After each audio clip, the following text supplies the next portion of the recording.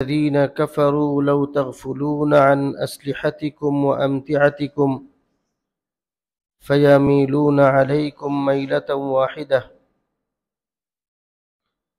وقال عز وجل في محكم تنزيله: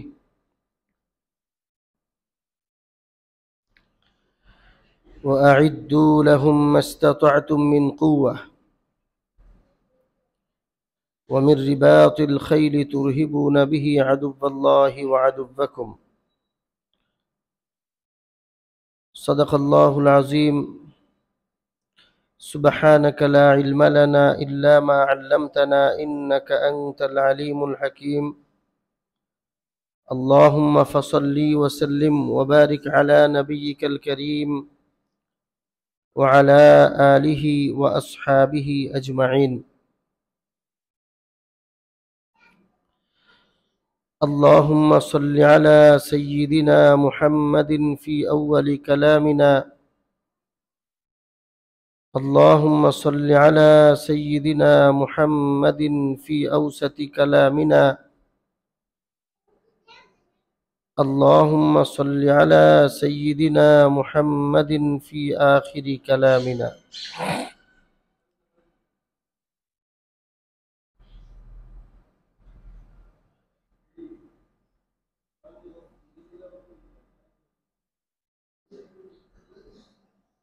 আল্লাহ রব্বুল আলামিনের দরবারে শুকরিয়া আদায় করি। আল্লাহ তাআলা আমাদেরকে পবিত্র জুমা আদায়ের উদ্দেশ্যে মসজিদে আসার তৌফিক দান করেছেন, জন্য সকলেই শুকরিয়া আদায় করি আলহামদুলিল্লাহ। আজকে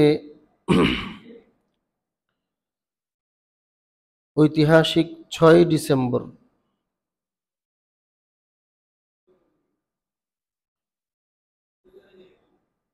আজ থেকে প্রায়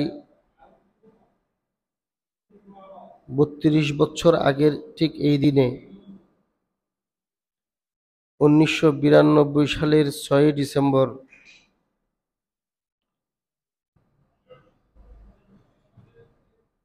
পৃথিবীর ইতিহাসের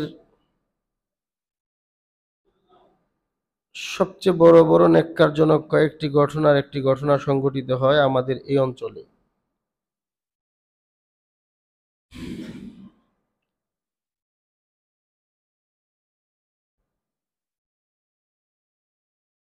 সমস্ত মুসলমানদের জন্য,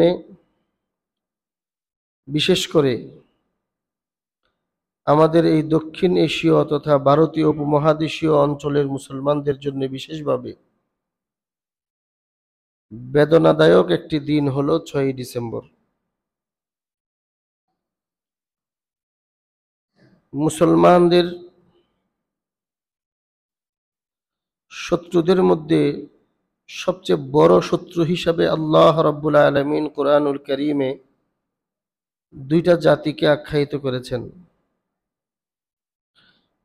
লাতাজিদান্না আশাদ্দান নাসি আদাওয়াতাল লিল্লাযীনা আমানুল ইয়াহুদা ওয়াল্লাযীনা আশরাকু। আল্লাহ রাব্বুল আলামিন বলেন, তোমাদের সবচেয়ে বড় কঠিন শত্রু হলো দুইটা জাতি বিশেষভাবে। এর মধ্যে একটি জাতি হলো ইহুদি, আরেকটা হলো মুশরিক।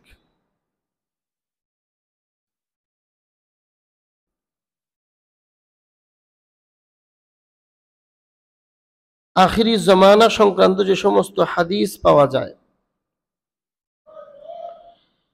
আখিরি জমানার ফিতনা উল্লেখিত হয়েছে, ওই হাদিসগুলোর সবগুলোকে নিয়ে গবেষণা করলে বোঝা যায় আখিরি জমানায় মুসলমানদের বিরুদ্ধে বিশেষভাবে দুই অঞ্চলে এই দুইটা জাতি, একটা ইহুদি একটা মুশরিক, এই দুই জাতি পৃথিবীর দুইটা ভূখণ্ডে মুসলমানদের বিরুদ্ধে মুসলমানদের অস্তিত্বকে বিলীন করে দেওয়ার জন্য দুইটা মসজিদকে কেন্দ্র করে একটি বড় ধরনের সংঘাতের সৃষ্টি করবে।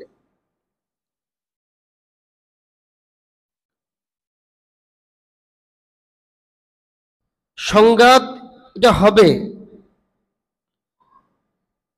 রাসূল করিম সাল্লাল্লাহু আলাইহি ওয়া আলিহি ওয়াসাল্লাম যেহেতু ভবিষ্যৎবাণী করেছেন অবশ্যই হবে।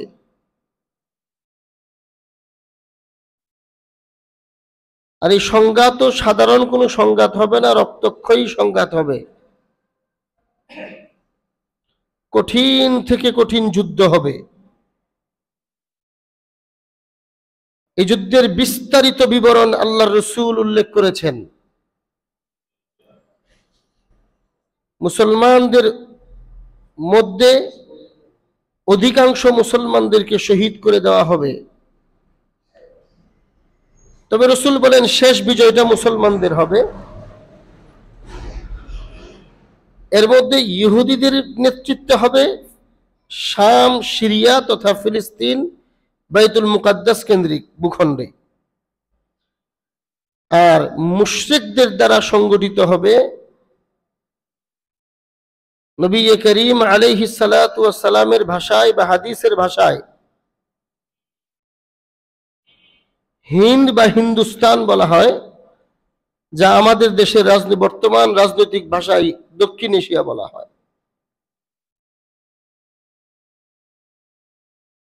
এই দক্ষিণ এশিয়ায় মুশরিকদের নেতৃত্বাধীন মুসলমানদের বিরুদ্ধে সংঘাত হবে। আর মধ্য এশিয়ায় তথা শাম এবং সিরিয়া কেন্দ্রিক, সিরিয়া বলতে আজকের যে ছোট্ট একটা রাষ্ট্র এটা নয়, রাসূলের সময়ের সিরিয়া একটা অঞ্চল, এখনকার বেশ কয়েকটা দেশ মিলিয়ে ফিলিস্তিন সহ। এর মধ্যে ইহুদিদের দ্বারা যেই সংঘাত হবে সেটা হবে মসজিদে আকসাকে কেন্দ্র করে। আর দক্ষিণ এশিয়ায়, হিন্দুস্তানে বা ভারতীয় উপমহাদেশে মুশরিকদের দ্বারা এই ভূখণ্ডের মুসলমানদের বিরুদ্ধে প্রধানত আর মূলত গোটা দুনিয়ার মুসলিম উম্মার বিরুদ্ধে, মুসলমানদের অস্তিত্বের বিরুদ্ধে সংগঠিত হবে। এবং সেই সংগঠিত শক্তি সংঘাত শুরু করবে একটি মসজিদকে কেন্দ্র করে। সেই ঐতিহাসিক মসজিদ, যদিও ইহুদিদের সেই ঘটনায় হাদিসে মসজিদে আকসার কথা উল্লেখ আছে, কিন্তু হিন্দুস্তানে সংগঠিত সংঘাতের মসজিদের নাম উল্লেখ নাই। কিন্তু ঐতিহাসিক অবস্থা অনুযায়ী এবং আজকের প্রেক্ষাপট অনুযায়ী সেটা বোঝা যায় এই অঞ্চলে মুশরিকদের দ্বারা সংগঠিত ইসলাম এবং মুসলমানদের বিরুদ্ধে চরম পর্যায়ে যে সংঘাতের সৃষ্টি হবে, সেই সংঘাতটাও যে মসজিদকে কেন্দ্র করে হবে সেটা হলো বাবরি মসজিদ।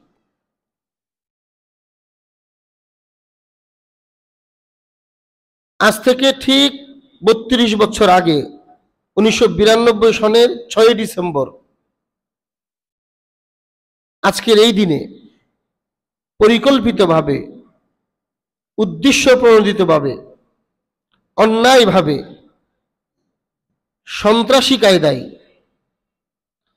ফেসিবাদী কায়দায়, তৎকালীন সরকারের সহযোগিতায় উগ্র, জঙ্গি এবং সন্ত্রাসী উগ্র হিন্দুত্ববাদীদের দ্বারা, মুশরিকদের দ্বারা বাবরি মসজিদকে শহীদ করা হয়। বাবরি মসজিদের এই শাহাদতের প্রেক্ষাপট যদি আমরা ছোট করে বোঝার চেষ্টা করি, তাহলে এভাবে বলতে হবে, এই মসজিদ প্রতিষ্ঠিত হয়, নির্মাণ হয় ১৬৬৭ সনে বাদশাহ বাবরের নামে। ১৬৬৭-তে অযোধ্যায়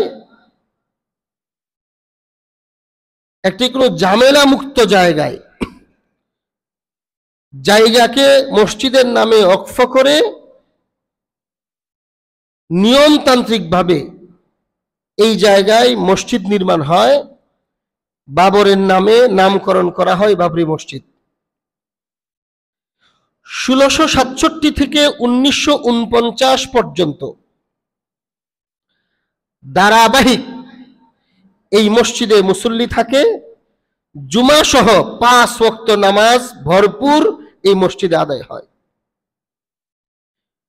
বাবরি মসজিদের ব্যাপারে অনেক অপপ্রচার করা হয় যে এখানে মুসল্লি ছিল না। অনেক উলামায়ে কেরামকেও আপনি বলতে শুনবেন, অনেক তবলিগি ভাইদেরকেও বলতে শুনবেন, দাওয়াত দেওয়ার সময় মুসলমানদের অবহেলা বলতে গিয়ে বলে এই যে বাবরি মসজিদ মুসল্লি শূন্য, এজন্য তারা শহীদ করে দিয়েছে। এটা সম্পূর্ণ একটা মিথ্যা ইতিহাস, প্রোপাগান্ডার ইতিহাস। এক ওয়াক্ত নামাজ 1667-তে প্রতিষ্ঠিত হওয়ার পর 1949 সনের 22 ডিসেম্বর এশার নামাজ পর্যন্ত এক ওয়াক্ত নামাজ বাবরি মসজিদে বন্ধ হয় নাই এবং মুসল্লি কম হয় নাই। এর আরো আগে থেকেই এই অঞ্চলে, যেভাবে বললাম যে রাসূল ইশারা করেছেন, এই অঞ্চলে মুশরিকরা সংগঠিত হবে মুসলমানদেরকে ধ্বংস করার জন্য। ওই হাদিসে বর্ণিত ভবিষ্যৎবাণীর অনুযায়ী মুসলমানদেরকে আখিরি জামানায় মূলোৎপাটন করে দেওয়ার জন্য যে মুশরিকরা ঐক্যবদ্ধ হবে, ওই মুশরিকদের সম্মিলিত শক্তি কোন একটা ইস্যু খুঁজতে ছিল, নিজেরা সংঘবদ্ধ হয়েছে বিভিন্ন নামে। এর মধ্যে কয়েকটা নাম আপনাদের কাছে খুব প্রসিদ্ধ: আরএসএস, বিজেপি, বিশ্ব হিন্দু পরিষদ। এরা ভিতরে সব এক, এদের সকলে, আরো আছে কয়েকটা, এদের সকলের উদ্দেশ্য একটাই, যে এই ভূখণ্ডে মুশরিকদের রাজত্ব প্রতিষ্ঠা করা, ইসলাম এবং ইসলামী রাজত্বকে ধ্বংস করে ইসলামী শক্তিকে পুরোপুরি মূলোৎপাটন করে দিয়ে শিরকি শক্তিকে প্রতিষ্ঠিত করা। আর এই জন্য তারা একটা অজুহাত খুঁজতেছিল, কোন একটা জায়গাকে টার্গেট করতেছিল ভৌগোলিক এবং ঐতিহাসিক বিভিন্ন কারণে। অযোধ্যার বাবরি মসজিদকে তারা নির্ধারণ করেছে যে এই মসজিদ কেন্দ্রিক গন্ডগোলটা শুরু করতে হবে। মোটামুটি 50-60 বছর চেষ্টার পর 1949 সনের 22 ডিসেম্বর এশার নামাজ পর্যন্ত মসজিদে নামাজ হয়েছে। সব মসজিদের যে অবস্থা, আমাদের এই মসজিদের যে অবস্থা, বাবরি মসজিদের একই অবস্থা। এশার নামাজ হয়েছে, নামাজের পরে আরো টুকটাক যেটুকু নামাজ পড়ার, ইবাদত করার পর রাত্রের একটা সময় তো মসজিদ তালা লাগিয়ে সবাই সবার বাড়িতে চলে যায়। ইমাম সাহেবের বাড়িতে, মুয়াজ্জিনের বাড়িতে, সবাই। কিন্তু মসজিদ তখন থেকেই ঐতিহাসিক ছিল, এমনকি এটা এমন ঐতিহাসিক শক্তিশালী মসজিদ ছিল, ইংরেজ আমলেও সরকারি ব্যবস্থাপনায় এর খরচ বহন করা হতো, এমন ঐতিহাসিক মসজিদ ছিল এটা। এবং সরকারি ব্যবস্থাপনায় এর দেখাশোনার জন্য প্রহরী নির্ধারিত ছিল।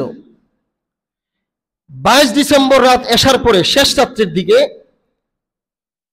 ফজরের 23 ডিসেম্বর ফজরের নামাজ এর আজান দেওয়ার জন্য মুয়াজ্জিন সাহেব যখন ভিতরে ঢুকলেন, মসজিদের তালা খুললেন, আজান দিতে গেলেন, তখন দেখলেন মসজিদের মেহরাবের ভিতরে একটা মূর্তি রাখা।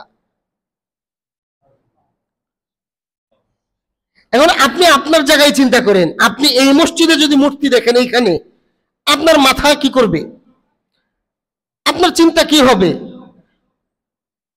আমল এক জিনিস আর ঈমান স্পৃহা এক জিনিস। আমল একটা বিষয় আর ধর্মীয় অনুভূতি এটা আরেকটা বিষয়। আমি তো এইভাবে এই কথাটাকে উপস্থাপন করি, ফজরের নামাজে একটা লোক আসে নাই, এই লোকটাও যখন সকালে ঘুম থেকে উঠবে, শুনবে যে মসজিদের ভিতরে একটা মূর্তি পাওয়া গেছে, হিন্দুরা উদ্দেশ্যপ্রণোদিতভাবে ঢুকাইয়া দিছে, ফজরের নামাজ কিন্তু পড়ে নাই, কিন্তু সেও কিন্তু আসবে, কে কাজটা করলো তাকে দেখার আছে, রাগ করে আসবে। এটা হলো ঈমানি একটা গায়রত। এই জন্য আমাদের আহলে সুন্নাত ওয়াল জামাতের আকীদা কি? ফরজ লঙ্ঘন করলে কাফের হয় না। ঈমান এক জিনিস, আমল আরেক জিনিস। নামাজ পড়ে নাই সেটা গুনাহ হবে, কিন্তু ঈমান চলে যায় না। হ্যাঁ, সেটা অনেকে বলেন যে গুনাহ করতে করতে একটা পর্যায়ে এমন হয় যে ঈমান চলে যাওয়ার মতো কুফরি কথা সে বলে ফেলে, সেটা ভিন্ন জিনিস। কুফরি কথা বলে ফেলার কারণে সে কাফের হয়, আমল না করলে সে কাফের হয় না। তো সকালবেলা যখন এই ফজরের আজানের সময় যখন মুয়াজ্জিন সাহেব দেখলেন, ইমাম সাহেব আসলেন, উনি দেখলেন গন্ডগোল শুরু হওয়ার কথা শুরু হয়েছে। এর মধ্যে কিছু, সবাই তো আর রাগ গুসাকে দমন করতে পারে না। যুবকরা আসছে, যখন এই অবস্থা দেখছে, আপনি কি করবেন? তারা এখান থেকে মূর্তি নিয়ে বাহিরে ফেলে দিছে। আপনার বিবেক দিয়ে চিন্তা করেন, এই কাজটা কি খারাপ? এটা হয়েছে, এটা নিয়ে মূর্তি কেন ফেলে দেওয়া হয়েছে? এখন হিন্দুরা আসছে, আমাদের মূর্তির অবমাননা কে করেছে? এই শুরু হলো গন্ডগোল। সকাল পর্যন্ত এই গন্ডগোল হইল। পুলিশ আসলো, তড়িঘড়ি করে বিশেষভাবে আদালত বসানো হইল। এই মামলা ওইখানে আদালতে পেশ করা হলো। আদালত রায় দিল, যেহেতু মুসলমানদের দাবি মসজিদে মূর্তি পাওয়া গেছে, এই জন্য মূর্তি ফেলে দিয়েছে, আর হিন্দুদের দাবি আমাদের মূর্তির অবমাননা মসজিদ প্রাঙ্গণে হয়েছে, এখানে মারামারি হয়েছে, উভয় পক্ষের গন্ডগোল হয়েছে, তো এখন এটা অনেক বড় ব্যাপার সেপার, এটা রাজনৈতিকভাবে গড়াবে, দুইটা ধর্ম গন্ডগোল হবে। এই জন্য আদালত রায় দিল যে এই মামলাটা আপাতত স্থগিত করা হলো। আর যেহেতু বাবরি মসজিদের প্রাঙ্গণে ঘটনা সংঘটিত হয়েছে, বাবরি মসজিদের নিরাপত্তার স্বার্থে এখন থেকে মামলা নিষ্পত্তি হওয়া পর্যন্ত, রায় হওয়া পর্যন্ত মসজিদ এখন থেকে বন্ধ থাকবে। এই হলো রায়। অথচ সরকার চাইলে এটা কি সমাধান করতে পারে না? ওই সকালবেলা যে আদালত বসলো, সেই আদালতে বাবরি মসজিদের প্রহরীকে, দারোয়ানকে তলব করা হলো। দারোয়ান সাক্ষী দিল, সেই মামলা এখনো চলমান। গত বছর একটা রায় হয়েছে, ওই রায়েও এসেছে এটা মসজিদের জায়গা, এখনো চলমান। সেই রায়ের পাতায় প্রথম দিনের শুনানিতে মসজিদের প্রহরী, দারোয়ানের সাক্ষী সরাসরি জবানবন্দি, প্রকাশ্য জবানবন্দি এখনো লিপিবদ্ধ আছে। তিনি সাক্ষী দিয়েছেন এভাবে, ঘটনার বিবরণ দিয়েছেন। শেষ রাত্রের দিকে তিনি নাম নিয়ে বলেছেন যে উমুক রাজনৈতিক নেতা 20-25 জন সাঙ্গপাঙ্গ সহ একটা মূর্তি সহ আমাকে ধমক দিয়ে চাবি নিয়ে মসজিদের ভিতরে মূর্তিটা রেখে চলে গিয়েছিল। এত স্পষ্ট বিবরণ থাকার পরেও, সাক্ষী প্রমাণ থাকার পরেও আদালত রায় দিল নিষ্পত্তি করা যাবে না, মামলা এটা স্থগিত থাকুক। এটা আরো বড় ব্যাপার, যতদিন মামলা নিষ্পত্তি হবে না, রায় আসবে না, ততদিন মসজিদে নামাজ হবে না, মসজিদ সিলগালা থাকবে, মসজিদ বন্ধ থাকবে। আপনি কি বলবেন এটাকে? আমরা মনে করি এটা ঐতিহাসিক রায় ছিল, ঐতিহাসিকভাবে তাদের পরিকল্পিত রায় ছিল এটা। এবং আমি যে বললাম যে এইখানে উদ্দেশ্য প্রণীতভাবে এই মসজিদকে তারা নির্ধারণ করেছে, আল্লাহর রসুলের ভবিষ্যৎবাণী দেওয়া, সে এই দক্ষিণ এশিয়ায়, ভারতীয় উপমহাদেশে মুসলিম নিধনের জন্য মুশরিকদের ঐতিহাসিক যে শক্তি হবে, সম্মিলিত শক্তি হবে, যে শক্তির ইশারা রসুল দিয়েছেন উত্থান হবে, সেই শক্তির উত্থান এবং আখিরি জমানার হিন্দু, মুশরিক এবং মুসলমান, ঈমান এবং শিরকের মধ্যে যে রক্তক্ষয়ী সংগ্রাম, এই সংগ্রামের সূত্রপাত ঘটানোর জন্যই পরিকল্পিতভাবে তারা এই কাজ করেছে। তারা মসজিদকে নির্ধারণ করেছে পরিকল্পিতভাবে, রাতে মূর্তি রেখেছেও পরিকল্পিতভাবে, এবং যে রায় দিয়েছে সেও রায় দিয়েছে পরিকল্পিতভাবে। এগুলো আসলে এখন আর আমাদেরকে বেশি ওয়াজ করে বোঝানোর দরকার নাই। 16 বছর আমরা দেখেছি, গত 16 বছর সরকার চাইলে পরিকল্পিতভাবে কত সুন্দর রায় দিতে পারে। সব এমন ভাবে বলতে উপস্থাপন করে ফেলবে যে অধিকাংশ জনগণ মেনে নিবে যে এটা রায়টা ঠিকই ছিল। মিডিয়া পক্ষে কথা বলবে, রাজনৈতিক নেতৃবৃন্দ পক্ষে কথা বলবে, সরকারি দায়িত্বশীলদের কিছু পাচাটা সুবিধাভোগী কুকুর আছে, ওরা পক্ষে কথা বলবে। কথা বলে বলে এর পক্ষে একটা সুন্দর প্রচারণা চালাবে, অধিকাংশ মানুষ গ্রহণ করে নেবে। এটা হয়, তখন এটাই হয়েছে। সেই 1949 সনের 23শে ডিসেম্বর ফজরের নামাজ থেকে নিয়ে আজ পর্যন্ত বাবরি মসজিদে নামাজ হয় না।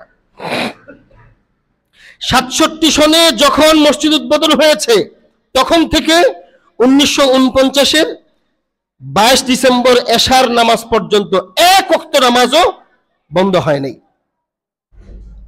কখন বন্ধ হয়েছে? সরকার সিলগালা করেছে, এখন মানুষ কেন যাবে সেখানে?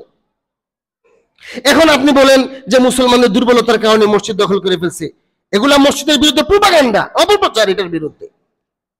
হ্যাঁ, আমি স্বীকার করি আমাদের অনেক অবহেলা আছে, এজন্য আমার অবহেলা থাকলে আপনি আমার মসজিদ দখল করে ফেলবেন? একটা মসজিদ ধরেন আপনি পরিত্যক্ত, প্রথম কথা পরিত্যক্ত হইলে আপনি দখল করে ফেলবেন? আপনার কি এখানে? একজনের বাড়ি 10 বছর যাবত পরিত্যক্ত, এজন্য কি আপনি দখল করে ফেলবেন? এটা কোন যুক্তি বা কোন বিচারে আপনি এটাকে বৈধ মনে করবেন? এরপরেও ঐতিহাসিক কথা হলো এটা, 1949 সনের 22 ডিসেম্বর এশার নামাজ পর্যন্ত জামাতে নামাজ হয়েছে বাবরি মসজিদে। আর রাত্রেবেলায় ফজরের নামাজে মূর্তি পাওয়ার কারণে যে গন্ডগোল, এর পরের দিন সকালবেলা জোহরের আগেই সিলগালা করে দেওয়া হয়েছে, মসজিদ বন্ধ করে দেওয়া হয়েছে এবং সরকারি প্রহরী লাগিয়ে দেওয়া হয়েছে। এখানে কোনো মুসলমানদেরকে আসতে দেয়, তাদের ভাষায় হিন্দুদেরকেও আসতে দিবে না। গেল এটা। সেখান থেকে 1992 সনের আজকের এই দিনে 6 ডিসেম্বর মামলা কিন্তু এখনো নিষ্পত্তি হয় নাই, এখনো রায় হয় নাই। এবং রায় ছিল এটা যে এটা সরকারের অধীন সম্পদ থাকবে, কোনো ধর্মাবলম্বী এখানে আসবে না।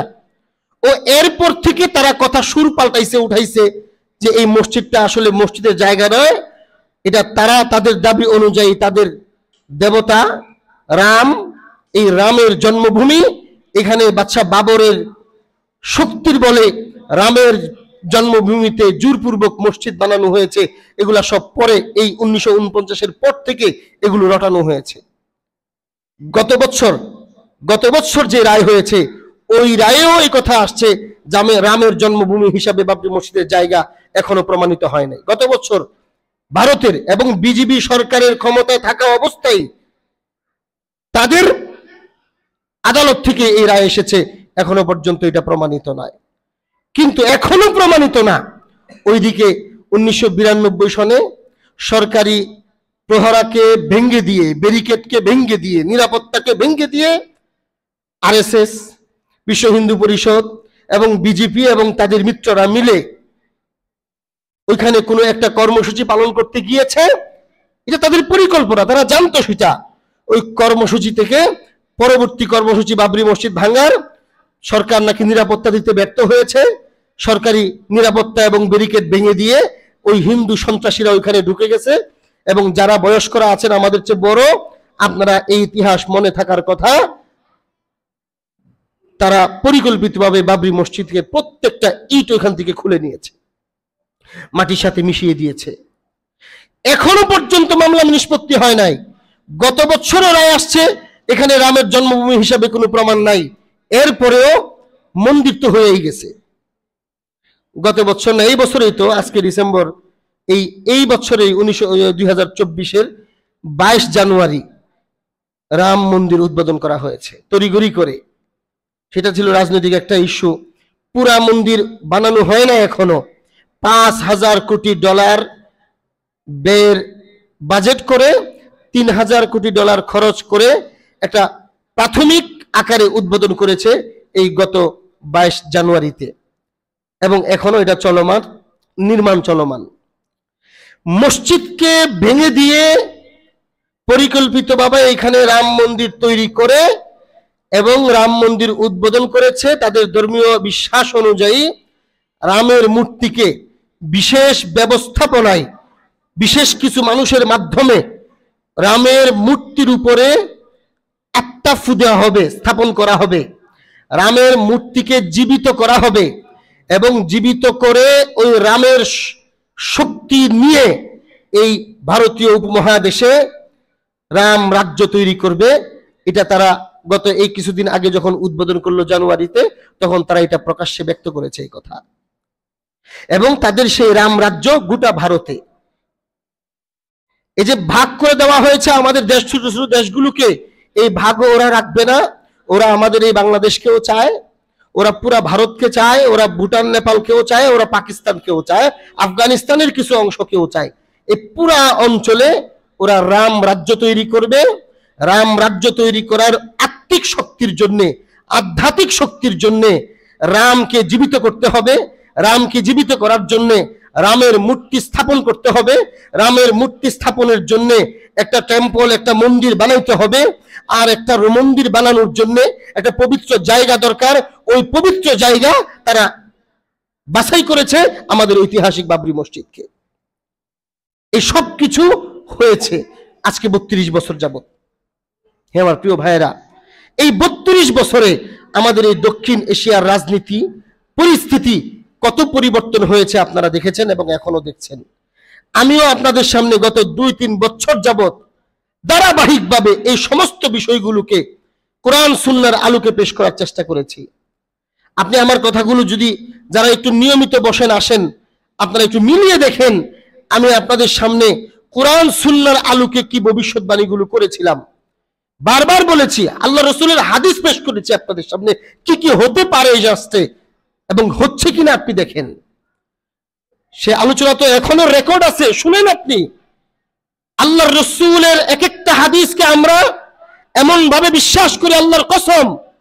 এই যে এখন দিন ভিতরে সূর্যের আলো ঢুকছে, এই সূর্য একটু পরে ডুববে, এটা সবাই আমরা বিশ্বাস করি।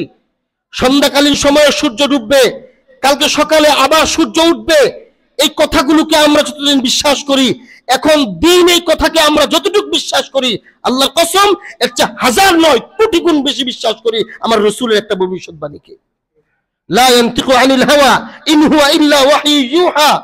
আল্লাহ রাব্বুল আলামিন বলেন, আমার প্রিয় হাবিব নিজ থেকে কিছুই বলেন না। আল্লাহ বলেন, আমি বলি, আমি হুকুম করি, আমি ইশারা করি, আমার ইশারা পায়, আমার ওহী পায়, আমার হাবিব কথা বলে। শুধু কোরআন না, রসুলের পবিত্র জবান থেকে যা কিছু বের হয়েছে, রসুলের কাজকর্মে যা কিছুর ইশারা এসেছে, রসুল যা ভবিষ্যৎবাণী করেছেন, সবকিছু আল্লাহর পক্ষ থেকে পেয়ে তারপরে ইশারা করেছেন। আল্লাহ রসুল বলেছেন এই দক্ষিণ এশিয়া, হিন্দুস্তান, এই ভারতীয় উপমহাদেশে মুশরিকদের ঐক্যবদ্ধ শক্তি হবে। মুশরিকরা রাষ্ট্রীয় ক্ষমতা হাতে নিবে, মুশরিকদের বিশাল, মুশরিকদের বাদশা হবে। আজকের ভাষায় রাষ্ট্রপতি। তো রাষ্ট্রপতি যখন থাকবে, মুশরিকদের প্রধানমন্ত্রী থাকবে, তো রাষ্ট্র ছাড়া তো প্রধানমন্ত্রী হয় না। এর মানে মুশরিকদের রাষ্ট্র তৈরি হবে। সেই রাষ্ট্রীয় ক্ষমতা ব্যবহার করে এই মুশরিকরা এই অঞ্চল থেকে মুসলমানদেরকে ধূলিসাৎ করার চেষ্টা করবে, মুসলমানদেরকে নির্মূল করে দেওয়ার চেষ্টা করবে। একটা বিশাল ঐতিহাসিক জাতিকে আপনি নির্মূল করে দিবেন, একদিনে তো সম্ভব না। এজন্য পটভূমি তৈরি করতে হয়। এই পটভূমি তারা তৈরি করতেছে কিনা আপনি দেখেন। আমি গত বছর, আগের বছর এই আলোচনা আসলে আমি বলেছি, বিগত সরকারের দায়িত্বে থাকার সময় বলেছি, এই দেশে ঐতিহাসিক রাম রাজ্য, শিরকি রাজ্য, ইসলাম এবং মুসলমানদের মূলোৎপাটন করে শিরকি রাজ্য তৈরি করার মুশরিকদের যে একটা ঐতিহাসিক প্ল্যানিং, সেই প্ল্যানিংকে এই দেশে বাস্তবায়ন করার জন্য এই আওয়ামী লীগ বা হাসিনা সরকারকে এখানে তারা তাদের সাব সরকার হিসেবে এখানে বসিয়েছিল। এটা তখন আমি তাদের গত সরকার থাকা অবস্থায় আপনাদের সামনে বলেছি, সাক্ষী আপনারা আছেন, আপনারা জানেন, এবং সেটাই হয়েছে। তবে আল্লাহ রসুল বলেছেন তারা এখানে সুবিধা করতে পারবে না, এটা সত্য। সুবিধা করতে পারে নাই। পরিস্থিতি খুব দ্রুত পরিবর্তনের দিকে। তাদের তাদের এই সাব গভর্নমেন্ট এখান থেকে পরাজিত হয়েছে। আপনাদের মনে থাকার কথা, ওই দিন 5ই আগস্টের পরের জুমায় আপনাদেরকে আমি বলেছিলাম যে এই সরকার, আওয়ামী লীগ সরকার, হাসিনা সরকার, এই দেশের কোন আওয়ামী লীগ সরকার এমন না, এটা ভারতের হিন্দুত্ববাদীদের এজেন্ট সরকার। তার পতন এই হাসিনা আর আওয়ামী লীগের পতন না, এটা মূলত ভারতের যে কেন্দ্রীয় শক্তি, হিন্দুত্ববাদের মুশরিকদের কেন্দ্রীয় শক্তি, যেই শক্তিটা এই ভূখণ্ড থেকে ইসলাম উৎখাত করে দিয়ে মুশরিকদের রাষ্ট্রীয় ক্ষমতা চায়, ওই কেন্দ্রীয় শক্তির একটা সাধারণ প্রাথমিক পরাজয় ছিল 5ই আগস্ট। হ্যাঁ আমার প্রিয় ভাইয়েরা, আজকে দেখেন এই 3-4 মাসে তারা কি না করছে তাদের পতনের কারণে। এই সময়ে আমরা একটার পরে একটা ষড়যন্ত্র দেখেই আসতেছি। এখন লেটেস্ট এই 1 সপ্তাহে কি হয়েছে এটাও আপনারা জানেন, সবাই জানে। তার বিরুদ্ধে মামলা আছে, তার অপরাধ স্পষ্ট, একদম নিম্নমানের নোংরা অপরাধ থেকে নিয়ে, চারিত্রিক নোংরা অপরাধ থেকে নিয়ে রাষ্ট্রদ্রোহিতার অপরাধ পর্যন্ত তার দ্বারা সংঘটিত হয়েছে। এমন একজন ইসকন বহিষ্কৃত ইসকনের সদস্য, এটাও তাদের আরেকটা রাজনৈতিক চাল। যখন দেখছে সে ধরা খেয়ে ফেলবে, আগেই বহিষ্কার করে দিয়েছে। অথচ এরা সব একজোট। এটা যখন এই অভিশপ্তটাকে গ্রেফতার করলো, কি হয়েছে দেশের ভিতরে এবং দেশের বাহিরে?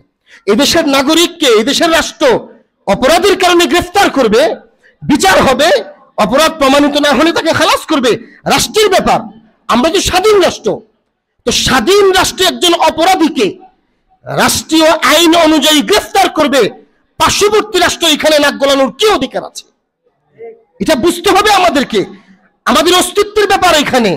এবং শুধু কথা বলে যে এমন তো না, তারা লং মার্চ করে, মিছিল করে আগরতলা দিয়ে ঢুকে যায় দেশে। বুঝেন আপনারা? এগুলো বুঝতে হবে, বুঝতে হবে কথাগুলো। আপনারা তো বলেন যে আসো ঢুকো, দেখি আমরাও প্রস্তুত। আরে ভাই, ঢুকলে আপনি প্রস্তুত, কার পরাজয় কার জয় সেটা পরের জিনিস। তো অশৃঙ্খল পরিস্থিতিটা ঘটবে কেন এই দেশে? সাহস হয় কেন? আগরতলায় আমাদের হাই কমিশনের অফিসে, সহকারী হাই কমিশনের অফিসে ভাঙচুর হলো, কেন হলো? ওই যে একই সূত্রে সব ঘটনা ঘটে। আপনি দেখেন বাবরি মসজিদ, তারা তাদের আদালতে রায় দিল এটা আমাদের সরকারের ক্ষমতায় থাকবে, সরকারের দায়িত্বে থাকবে, কেউ আসবে না। তাহলে 92-এর 6 ডিসেম্বর বাবরি মসজিদ ভাঙলো রায় ছাড়া। কি বললো? উত্তর দিল কি, এত বড় জনস্রোতকে আমরা ঠেকাইতে পারি নাই। ঠিক ওই দিনে একই কথা, যে আমরা নিরাপত্তা ঠেকাইতে পারি নাই, মানুষ বেশি হয়েছে। আপনি সরকারে আছেন কেন?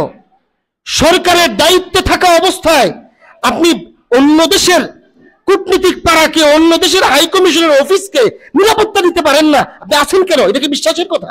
আরো ভারতের মতো একটা রাষ্ট্র, এটা বিশ্বাসের কথা না, এটা তাদের উদ্দেশ্য প্রণোদিত কাজ। ইচ্ছা করে ওরা করে এটা। ওরা লোক দিয়ে করায়, পুলিশ দিয়ে আবার একটু প্রতিহত করে, এরপরে ছেড়ে দেয়, পরে বলে যে জনস্রোত আমরা ঠেকাইতে পারি নাই। হ্যাঁ আমার প্রিয় ভাইয়েরা, আমাদের জন্য এগুলো অশনি সংকেত। মনে রাখবেন, এটা নিয়ে সারা দেশ এখন অস্থির এবং অস্থির হওয়ারই কথা। এজন্য গত 2 দিন যাবত, গতকালকে সব ধর্মীয় গুরুদেরকে নিয়ে প্রধান উপদেষ্টা বৈঠক করেছেন। এর আগের দিন সমস্ত রাজনৈতিক দলকে নিয়ে বৈঠক করেছেন। সেখানে এই কথাগুলো এসেছে, ভারত আমাদের উপরে আধিপত্য বিস্তার করতে চায়। আমরা যখন 16 বছর তাদের নীতি অনুযায়ী তাদের চর হয়ে, তাদের কুকুর হয়ে কাজ করছি, এজন্য আমরা ভালো ছিলাম। এখন যখন ওই সরকারের পরিবর্তন হইল, এখন জনগণের পছন্দের সরকার আসলো, এই সরকার দেশের স্বাধীনতা সার্বভৌমত্বের উপরে কথা বলছে, নিজেদের অধিকারকে ঠিক রেখে কথা বলছে। ভারত কে আমাদের? আমরা একটা রাষ্ট্র, তারা একটা রাষ্ট্র, বড় ছোট সেটা পরের ব্যাপার। প্রতিবেশী, এখানে তো গোলামবাদীর সম্পর্ক হবে না, প্রতিবেশী সম্পর্ক, প্রভু আর বৃত্তের সম্পর্ক না। আমি একটা রাষ্ট্র, তারা একটা রাষ্ট্র, রাষ্ট্রীয় ডায়লগ হবে এখানে। এই 16 বছরে আমরা সেই শক্ত অবস্থান দেখি নাই সরকারকে। এখন এই সরকার যখন শক্ত অবস্থানে গেল, তাদের একটা কাজের পাল্টা জবাব দেয়, তখন তারাও পাগল হয়ে গিয়েছে। জাতি হিসাবে সরকারের দায়িত্বশীলরাও পেরেশান, আমাদের প্রত্যেকটা বাহিনীও পেরেশান, আমাদের দেশ অস্তিত্ব সংকটের মুখে। এজন্য কথাগুলো বলছি। আমার বিরুদ্ধে অভিযোগ আছে আমি নাকি মসজিদে অপ্রয়োজনীয় কথা বলি। মনে রাখবেন মুসলমান, যদি এই কথাগুলোকে অপ্রয়োজনীয় মনে করেন, যেদিন গুজরাটের মতো আপনাদেরকে এভাবে রাস্তায় ফেলে দেওয়া হবে, যেদিন বাগদাদের মতো এইভাবে আপনাদেরকে হত্যা করা হবে, সেদিন আমাকে খুঁজবেন, সেদিন বুঝবেন এই কথাগুলো প্রয়োজন ছিল না অপ্রয়োজন ছিল। সমালোচনা করা সহজ, একজন আলেম, একজন খতিব, একজন ইমামের দায়িত্ব এটা। জনগণের প্রয়োজন কি সেই কথাটা বলা। নামাজ আপনারা পড়ছেন নিয়মিত, নামাজের ওয়াজ আমি করেছি, এখানে সবাই করে, নামাজ হয় আপনাদের এখানে, নামাজের ওয়াজ আমি কত করব আপনাদের সামনে। আজকে আমার রাষ্ট্র নিয়ে যাচ্ছে, আমাদের অস্তিত্ব বিলীন করে দেওয়া হচ্ছে। আপনি রাষ্ট্র না থাকলে আপনি কোথায় নামাজ পড়বেন? মসজিদকে আগামীকালকে যদি এখানে তালা লাগাই দেওয়া হয়, কোথায় আপনি নামাজ পড়বেন? অবশ্যই নামাজ সবচেয়ে বড় ইবাদত, অবশ্যই রোজা একটা ইবাদত, অবশ্যই আল্লাহর প্রত্যেকটা বিধান আমাদের জন্য অনেক বড় ইবাদত। কিন্তু মুসলমানদের স্বাধীনতা, মুসলমানদের ঐক্য, মুসলমানদের একতা, মুসলমানদের ঈমানি গায়রত, আত্মমর্যাদা এবং স্বাধীন আত্মমর্যাদা, এগুলাও আল্লাহ রাব্বুল আলামিনের এক একটা বিধান। এগুলা কি কোরআনে নাই? আমি যে আয়াত আপনাদের সামনে আজকে পড়েছি, এটা কি কোরআনে নাই? ওয়া'ইদ্দু লাহুম মাসতাতা'তুম মিন কুওয়া, আল্লাহ বলছেন না, রাসূল আমাদেরকে ভবিষ্যৎবাণী করেছেন, আল্লাহও বলছেন ওয়া'ইদ্দু লাহুম মাসতাতা'তুম মিন কুওয়া, তোমরা শারীরিকভাবে প্রস্তুতি গ্রহণ করো, সশস্ত্রভাবে প্রস্তুতি গ্রহণ করো, যে কোনো সময় তোমাদের বিরুদ্ধে শত্রু আসবে। আল্লাহ কোরআনে বলছেন এটা। এই কোরআনের এই আয়াত, কোরআনের আয়াত আপনারা পড়েন, দেখেন কোরআনে আছে না না আছে। আল্লাহ এই কথা কেন বললেন যে তোমরা সামরিকভাবে শক্তিশালী হও? আল্লাহ এই কোরআনে বলছেন ওয়াদ্দা কাসীরুম মিন আহলিল কিতাব লাউ ইয়ারুদ্দুনাকুম মিন বাদি ঈমানিকুম কুফারা। আল্লাহ রাব্বুল আলামিন এই কোরআনে বলছেন যে কাফেররা চায় যে তোমরা অস্ত্র থেকে গাফিল হয়ে যাও। ওয়াদ্দাল্লাযীনা কাফারু লাউ তাগফুলুনা আন আসলিহাতিকুম ওয়া আমতিআতিকুম। কাফেররা চায়, এই মুশরিকরা চায়, এই ভারত চায়, এই হিন্দুত্ববাদীরা চায় তোমরা অস্ত্র থেকে গাফিল হয়ে যাও। এজন্য 16 বছর মুসলমানদেরকে জঙ্গি জঙ্গি বলে আমাদেরকে দমন করার চেষ্টা করছে। আল্লাহই তো বলছে ওয়াদ্দা কাসীরুম মিন আহলিল কিতাব লাউ ইয়ারুদ্দুনাকুম মিন বাদি ওয়াদ্দাল্লাযীনা কাফারু লাউ তাগফুলুনা আন আসলিহাতিকুম। তোমরা অস্ত্র থেকে গাফিল হও কেন? ফায়ামিলুনা আলাইকুম মাইলাতাও ওয়াহিদা, যেন তোমাদের উপরে তারা সামগ্রিকভাবে আক্রমণ করতে পারে। ওরা তো বলেই আমরা নাকি তাদের পেটের ভিতরে চতুর্দিক দিয়ে আক্রমণ করবে। আল্লাহ কোরআনে তো বলেই দিয়েছেন এটা আমাদেরকে আগে। ওরা চায় এটা যে ওরা সশস্ত্রভাবে অগ্রসর হোক, সামরিকভাবে শক্তিশালী হোক, আর তোমরা সামরিকভাবে গাফেল থাকো। কি হবে? তারা তোমাদের উপরে চড়াও হবে। হইতেছে না এটা? আর কি করবেন আল্লাহর কোরআন? এখন আমার অপরাধ এটা, আমি কেন এই আয়াতকে আপনাদের সামনে উপস্থাপন করি? এটা আমার অপরাধ যে আমি কেন আল্লাহর কোরআনের এই আয়াতগুলোকে আপনাদের সামনে বলি। যখন আমাদের অস্তিত্ব নষ্ট হবে তখন কি আমরা সতর্ক হব? কথাগুলো মনে রাখেন। কোরআনের এই আয়াতগুলো তাফসীর আপনি পড়বেন, আমাদের এই কথার ইশারাগুলো বুঝেন, এবং রাষ্ট্রের পরিস্থিতি আজকে আন্তর্জাতিক পরিস্থিতিকে মিলান। সতর্ক হন। যদি এখনো সতর্ক না হন, আলহামদুলিল্লাহ আমাদের জন্য এটা সৌভাগ্য যে সরকারের পতন হয়েছে। আল্লাহ না করুক, আল্লাহ যদি ওইটা করতেন যে ওই সরকার থাকা অবস্থায় যদি ভারত আরো অগ্রসর হইতো, তাহলে আমাদের অস্তিত্ব টিকতে পারতো না। এখন তো আমাদের নতুন সরকার এসেছে, তারা ওদের সাথে নতজানু নীতি পরিহার করেছে, আমাদের সামরিক শক্তি তারা খর্ব করেছে। এটা কিন্তু তাদের পরিকল্পিত ছিল। ওই যে এই সরকার আসার পরে পিলখানা হত্যাকাণ্ড পরিকল্পিত ছিল আমাদের সামরিক শক্তিকে নষ্ট করার জন্য। হ্যাঁ আমার প্রিয় ভাইয়েরা, কথাটা খুব ভালোভাবে বুঝবেন। এজন্য এখন আমাদের একটু সতর্ক হলেই দেশ সুন্দর হবে। কারণ সরকার এখন তাদের চর না। এখন যদি আমরা ঐক্যবদ্ধ হই, প্রশাসনেও যারা আছে, সামরিক বাহিনীতেও তাদের যে সমস্ত চররা এখনো আছে, যদি জাতি হিসাবে আমরা সরকারকে সমর্থন করি, সরকারকে শক্তিশালী করি, তাহলে ইনশাআল্লাহ সামরিক শাখার মধ্যেও ভারতীয় চর, হিন্দুত্ববাদীদের চর যারা আছে ওরা হয়তো সাবধান হবে অথবা গ্রেফতার হবে। 5 তারিখের পরে পুলিশ বিভাগে, আর্মিতে এবং বিভিন্ন ডিফেন্স বিভাগে ভারতীয় যে সমস্ত লোকরা ছিল এর অধিকাংশ ভারতে চলে গিয়েছে। কিছু এখনো আছে, চেষ্টা করছে। এজন্য আমাদের সতর্ক হওয়া উচিত। ওই সময় এমন পরিস্থিতি ছিল যুদ্ধ আমাদের করতে হইতো। এখন আলহামদুলিল্লাহ পরিবেশটা এমন, যুদ্ধ জনগণকে করতে হবে না, যুদ্ধ সরকার এবং সরকার আমাদের সেনাবাহিনী করবে, ইনশাআল্লাহ করবে। তবে আমাদের সরকারকে, আমাদের সেনাবাহিনীকে, আমাদের ইন্টেলিজেন্সকে আমাদের সহযোগিতা করতে হবে। প্রিয় ভাইয়েরা, মুসলমান হিসেবে কথাগুলো বুঝবো, বাংলাদেশী জনগণ হিসেবে কথাগুলো বুঝার চেষ্টা করব। আল্লাহ তাআলা আমাদেরকে হেফাজত করেন। এবং বাবরি মসজিদের জন্য আবারও বেদনাদায়ক সেই ইতিহাসের কথা স্মরণ করে দুঃখ প্রকাশ করি। ইনশাআল্লাহ আমার বিশ্বাস এটা রাসূল বলেছেন, শেষ সময়টা এমন হবে গোটা ভারতে মুসলমানদের বিজয় হবে, কালিমার পতাকা উড়বে। এবং হাদিসের মজার ভাষা হলো এটা, হাদিসে বলেছে আল্লাহ রাসূল শেষ দিকে যে হিন্দুস্তানের বাদশাকে মানে রাষ্ট্রপ্রধানকে পরাজিত করার পর এই হিন্দুত্ববাদীদের পরাজয় হবে। পরাজয় হওয়ার পর তাদের লিডারকে, তাদের বাদশাকে গলায় রশি লাগিয়ে, হাতে পায়ে লোহার বেড়ি লাগিয়ে হেসটাইতে অপমান করতে করতে ভারত থেকে সিরিয়াতে নেওয়া হবে। এবং সেখানে মুসলমানদের কেন্দ্রীয় শক্তি হযরত ইমাম মুহাম্মদ বিন আব্দুল্লাহ আল মাহদি রাদিয়াল্লাহু আনহু, ওনার দায়িত্বরত সেই সৈন্যবাহিনী সেখানে থাকবে, মুসলমানরা বিজয়ী বেশে ওইখানে যাবে। সেই হিসাবে আমরা বিশ্বাস করি রাম রাজ্য তো হবেই না, রাম মন্দিরও বেশি দিন টিকবে না, এখানে আবার মুসলমানদের বিজয় হবে, আবার বাবরি মসজিদ ইনশাল্লাহ তৈরি হবে, ইনশাল্লাহ আমরা বাবরি মসজিদে আবার নামাজ পড়বো। আল্লাহ রাব্বুল আলামিন কথাগুলো বুঝার তৌফিক দেন।